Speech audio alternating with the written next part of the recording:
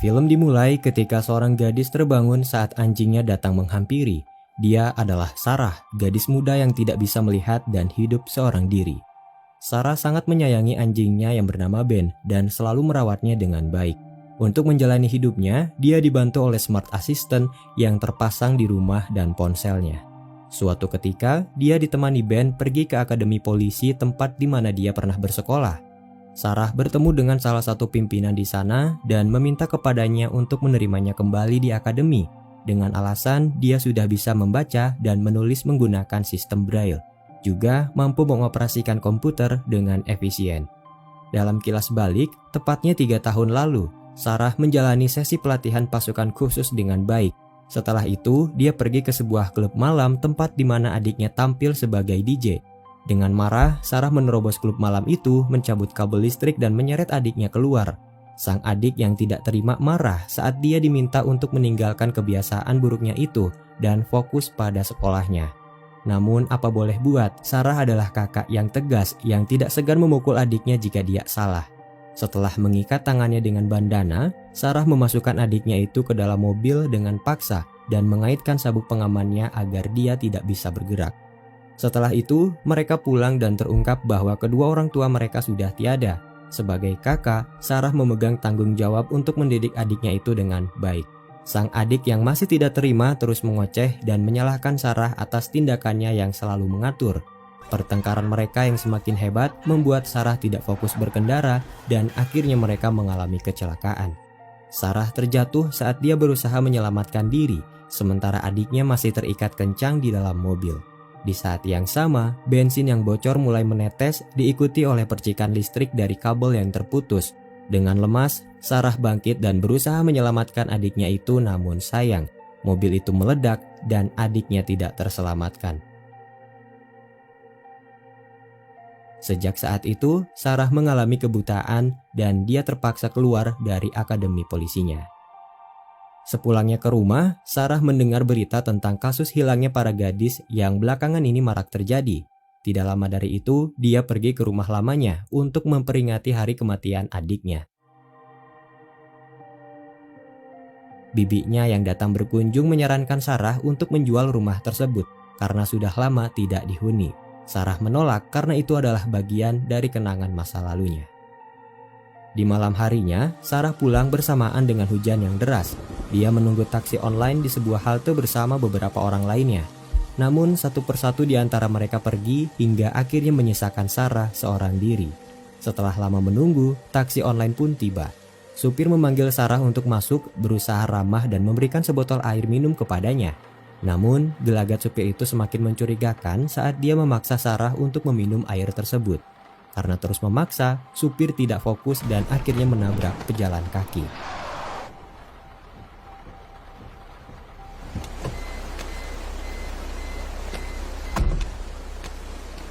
Alih-alih membawanya ke rumah sakit, supir malah memasukkan korban ke bagasi mobilnya. Sarah yang menyadari sesuatu ikut keluar bertanya apa yang telah terjadi. Menyadari Sarah tidak bisa melihat, supir itu berbohong, berkata bahwa dia hanya menabrak seekor anjing. Namun, Sarah mendengar suara geraman manusia dan dia berusaha menelpon polisi. Supir itu melempar ponsel Sarah dan memaksanya untuk masuk kembali ke mobil. Sarah sempat melawan sebelum akhirnya dia ditinggalkan supir itu. Di saat yang sama, seseorang berhenti dari motornya dan melihat kejadian tersebut. Ketika Sarah melaporkan kejadian itu, polisi kurang percaya kepadanya karena dia buta. Sarah terus berusaha untuk meyakinkan polisi itu sampai akhirnya seorang wanita datang menghampiri mereka berdua. Dia adalah detektif Bunga yang kebetulan menjadi idola Sarah saat dia berada di akademi polisi. Setelah menjelaskan apa yang terjadi, Sarah meminta detektif Bunga untuk segera mengusut kasus tersebut.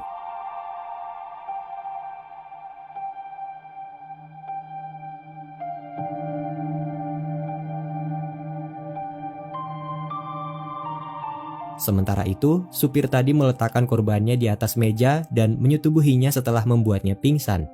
Setelah melakukan aksi bejatnya itu, pelaku membakar barang-barang korban termasuk buku catatan milik Sarah yang tertinggal di mobilnya. Mengejutkannya, pelaku tidak hanya menculik satu wanita, dia juga mengoperasi mata mereka yang entah tujuannya untuk apa.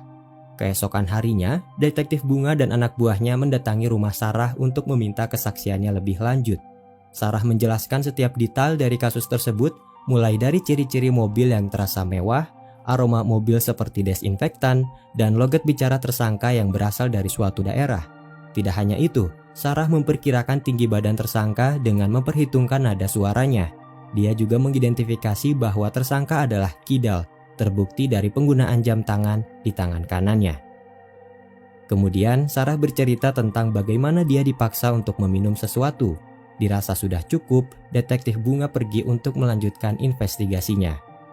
Bunga pergi ke setiap bengkel dan bertanya apakah ada mobil yang diperbaiki karena kecelakaan. Namun, kebanyakan dari bengkel itu mengklaim bahwa sejak kemarin mereka hanya menerima perbaikan ringan saja. Tidak lama dari itu, Bunga mendapat telepon dari Sarah mengenai saksi baru dari kasus tersebut. Dia adalah pria bermotor yang sebelumnya kita ceritakan. Sebut saja namanya Alex. Alex tidak melihat kejadian itu dari awal dan dia hanya memberikan keterangan jenis mobil yang menurutnya adalah Audi Q7. Bunga tidak menerima kesaksian itu karena Alex terlihat main-main, terlebih dia hanya menginginkan imbalan untuk itu. Ketika Alex pergi, mobil Audi yang dimaksud Alex sudah menantinya dari kejauhan. Di malam hari, Sarah mendapat panggilan misterius yang ternyata berasal dari penculik itu. Dia mengetahui nomor Sarah dari buku catatannya yang tertinggal saat itu. Anehnya, dia tidak berbicara sedikit pun dan menutup kembali teleponnya. Singkat cerita, detektif Bunga mendatangi setiap pengemudi taksi online di wilayah TKP dan merekam suaranya. Kemudian dia meminta Sarah untuk mengidentifikasi setiap rekaman tersebut. Sayangnya, tidak ada satupun yang menurutnya cocok. Setelah itu, mereka berdua makan malam bersama dan saling bercerita tentang kepolisian. Sementara itu, di sebuah tempat, ketika Alex bermain skateboard, pria misterius terus memperhatikannya. Menyadari ada sesuatu yang tidak beres, Alex pergi meninggalkannya dan berlari secepat mungkin. Pria itu terus mengejar dan Alex terus berusaha menghindarinya. Di saat yang sama, detektif Bunga yang sedang bersama Sarah menelpon Alex untuk mempertanyakan kembali kesaksiannya. Panggilan tersebut ditolak karena Alex sedang kesulitan saat itu. Setelah berhasil menyembunyikan diri, ponsel Alex kembali berdering dan akhirnya dia tertangkap. Ternyata pria itu adalah penculik yang sudah mengamati gerak-gerik Alex selama ini dan dia bermaksud untuk menyingkirkan saksi kejahatannya. Setelah membenturkan kepala Alex dan membuatnya pingsan, pelaku pergi meninggalkannya karena ada seseorang yang mendekat. Panggilan masuk yang masih berdering di handphone Alex dijawab oleh seseorang yang menemukannya.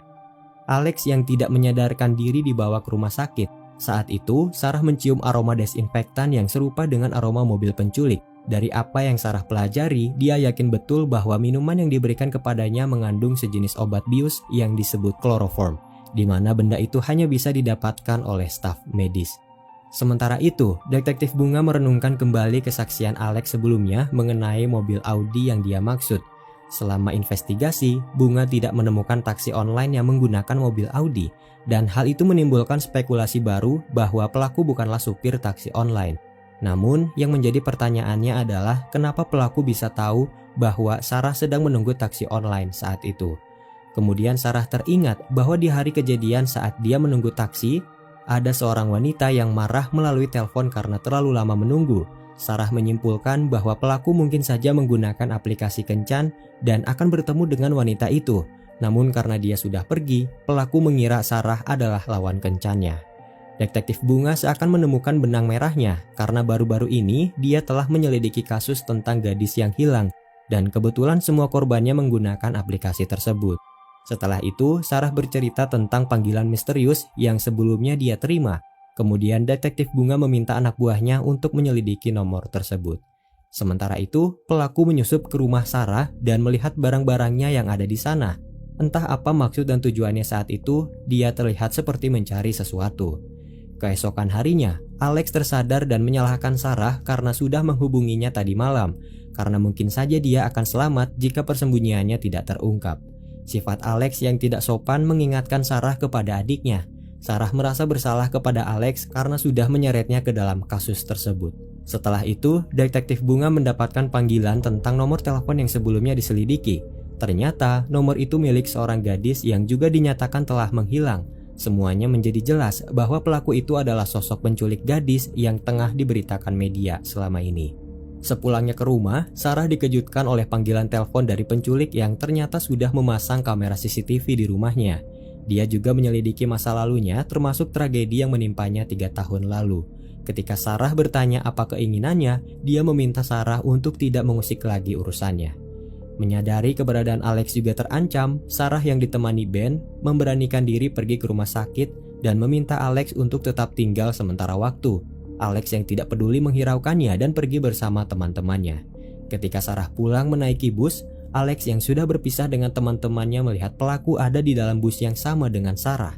Alex segera menelponnya, memintanya untuk tidak bertanya dan mengikuti setiap instruksinya. Melalui video call, Alex memberikan instruksi kepada Sarah kemana dia harus pergi. Ketika Sarah hendak turun dari bus, penjahat dengan cepat mengancamnya dengan pisau kecil, memintanya untuk tetap diam dan mengikutinya. Bus yang tidak berhenti membuat Alex panik. Untung saja dia bertemu temannya yang membawa motor dan bergegas untuk mengejar Sarah. Sementara itu, Sarah yang dibawa oleh penjahat berusaha melarikan diri saat dia menyemprotkan sesuatu ke matanya. Masih dalam video call, Alex bagaikan mata bagi Sarah yang terus memberikan petunjuk kemana dia harus pergi. Walaupun harus terjatuh berulang kali, Sarah terus berusaha melarikan diri dari penjahat yang terus mengejarnya. Sarah terpisah dengan Ben, kemudian dia diberi petunjuk untuk memasuki kawasan gedung dan menaiki lift. Sayangnya, penjahat itu berhasil mengejarnya dan membuatnya pingsan. Ben yang terpisah akhirnya kembali menyerang penjahat itu dan menyeretnya keluar dari lift. Sayangnya, itu adalah perjuangan terakhir bagi Ben sebelum akhirnya dia tewas ditikam oleh penjahat itu. Namun untungnya, penjahat itu terpaksa meninggalkan Sarah saat pintu lift tertutup dan membawanya ke lantai atas. Penjahat itu pulang dengan kesal dan melakukan aksi bejatnya lagi sebagai bentuk pelampiasan. Sementara itu, Sarah ditemukan oleh warga dan dibawa ke rumah sakit setelahnya. Keesokan harinya, dia harus menerima kenyataan pahit bahwa Ben, anjing kesayangannya itu, telah tiada. Singkat cerita, polisi mendapat jejak penjahat itu melalui rekaman CCTV yang ada di basement gedung. Berdasarkan hasil investigasi, tersangka berprofesi sebagai staf medis, memiliki kebiasaan kidal dan memiliki mobil Audi. Pihak polisi bekerja sama dengan rumah sakit untuk mengidentifikasi staf medis berdasarkan ciri-ciri tersebut.